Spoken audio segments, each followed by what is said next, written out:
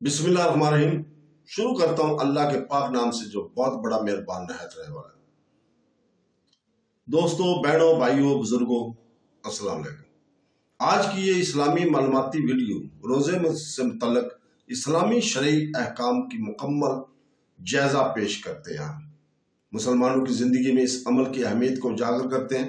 हम इन मुख्तलिफ शराइत को बयान करेंगे जिनका रोजा दुरुस्त होने के लिए पूरा करना जरूरी है।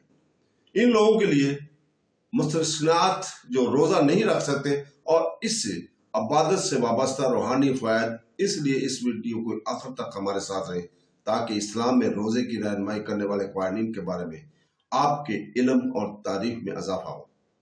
तो दोस्तों, रोजा के लिए अरबी लफ्ज़ कुरान में सूम कहलाता है। सूम का लफ्जी मानी है परहेज करना। कुरान की सूरह मरियम कहते हैं कि ईसा की वालदा मरियम ने कहा कि मैंने रहमान के लिए रोजा की नजर मानी है, इसलिए आज मैं किसी से बात नहीं करूंगी। कुरान की ये सूरह मरियम उसकी आयत नंबर 26 है।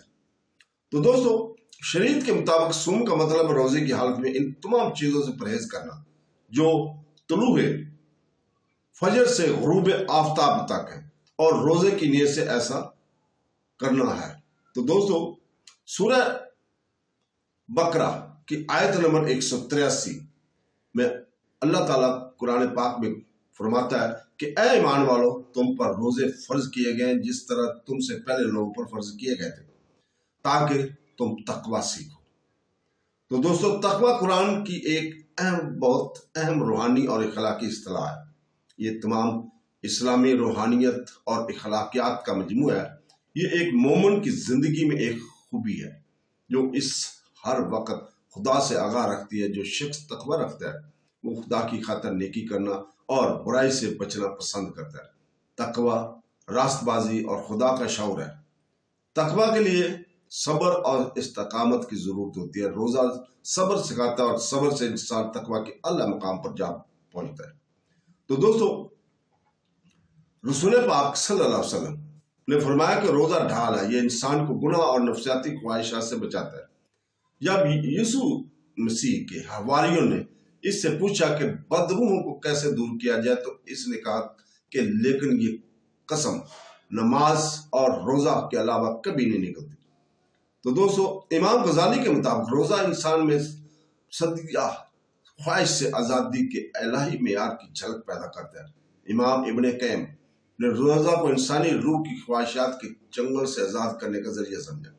इस तरह जिस्मानी नफ्स में इत्तदाल को गालिब किया गया। इमाम शाह वलीउल्लाह देलवी मतवी रोजे को जानवरों को कमजोर करने और इंसानों में फरिश्तों के अनासर को तकवीत देने का जरिया समझते थे।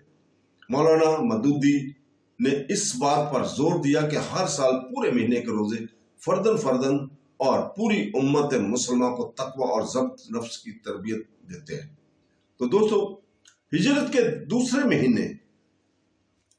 दूसरे साल मुसलमानों को हर साल रमजान के महीने में रोजे रखने का हुक्म दिया गया, जैसा कि सूरह बकरा की आयत नंबर 183 में मज़कूर है। कुरान में मजीद कहा गया कि रमजान का महीना वो है जिसमें कुरान नाजिल किया गया, जिसमें इंसानों के लिए हदायत और इम्तियाज की वाज़ह निशानियां मौजूद है। इसलिए तुम में से जो कोई इस महीने को देखे, इसे चाहे कि वो रोजे रखे।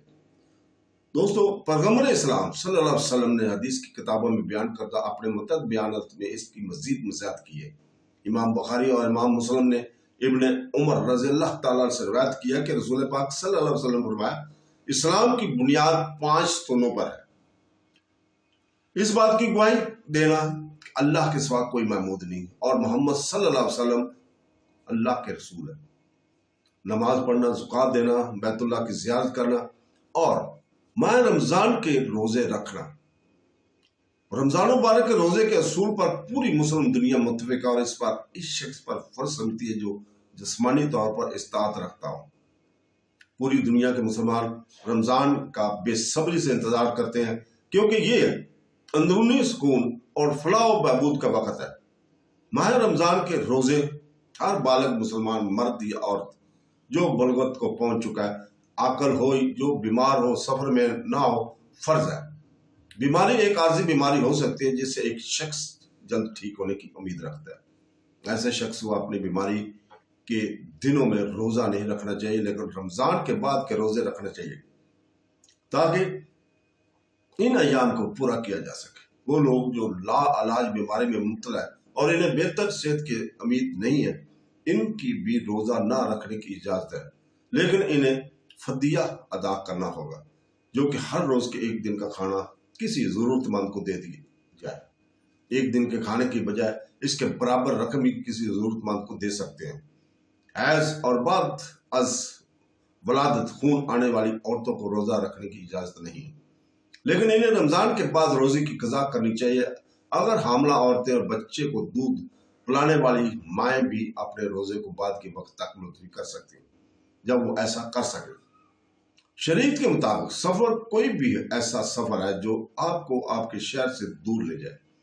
कम से कम 48 मील या 80 किलोमीटर सफ़र अच्छे मकसद के लिए होना चाहिए। रमज़ान मुबारक में फजूल सफ़र से परहेज करना चाहिए, जिसकी वजह से इंसान रोज़ा छोड़ देता है। अगर मुमकिन हो तो रमज़ान मुबारक के दौरान अपने सफरी मनसूबों को बदलने की कोशिश करने, ताकि रोज़ा रख सके और जब तक ज़रूरी ना हो सफ़र ना करें। रमज़ान मुबारक के रोज़े छोड़ने वाले मुसाफिर को रमज़ान के बाद जल्द अज जल्द इन दिनों की कज़ा करनी चाहिए। तो दोस्तों, इसके साथ ही हम आपसे इजाज़त चाहते हैं कल तक के लिए। कल इंशाअल्लाह ताला हम सूरह बकरा में रोज़े के अहकाम की बयान करेंगे। तो दोस्तों, अल्लाह हाफ़िज़।